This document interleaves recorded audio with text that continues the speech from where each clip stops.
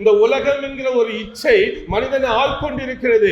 ஒரு பொல்லாத காரியம், ஒரு சவாலான காரியம் ஆண்டவரிடம் கிட்டி சேர்வதற்கு இந்த உலகம் நமக்கு ஒரு சவாலாக இருந்து கொண்டிருக்கிறது. இந்த உலகத்தின் இச்சைகள், உலகத்தின் ஆசைகள், உலகத்தின் போராட்டங்கள், உலகத்தில் வருகிற துன்பங்கள், கஷ்டங்கள், எத்தனையோ காரியங்கள் நாம் தேவனுடைய ராஜ்யத்துக்கு நாம் நம்மை கிட்டி சேர்வதற்கு சவாலாக இன்னைக்கு நமக்கும் இருந்து கொண்டிருக்கிறது. தானியேலை பாருங்கள், ஒரு அடிமைத்தனத்தில் இருந்து ஒரு சவாலான காரியம், ஆண்டவரை முழுமனதோடு துதிக்க முடியாது, அவரை நோக்கி பார்க்க முடியாது. ஒரு அடிமைத்தனத்தில் இருந்து அந்த ஒரு சவாலான காரியத்திலே தேவனுடைய ராஜ்யத்துக்கு நேரான, அந்த மகிமைக்கு நேரான ஒரு காரியத்தை தானியேலும் அவருடைய நண்பர்களும் செய்தார்கள். அதனால்தான் தானியேலும் அவருடைய நண்பர்களும் உயர்த்தப்பட்டார்கள். தானியேல் எப்படி ஜெயம் கொண்டாரோ, தானியேல் இருந்த தேவன் எப்படி தானியேலுக்கு ஜெயம் கொடுத்தாரோ, அதே போல வாஞ்சையோடு உண்மையோடு ஆண்டவருக்காக நிற்கிற ஒவ்வொருவருக்கும் ஆண்டவர் ஜெயம் கொடுப்பார்.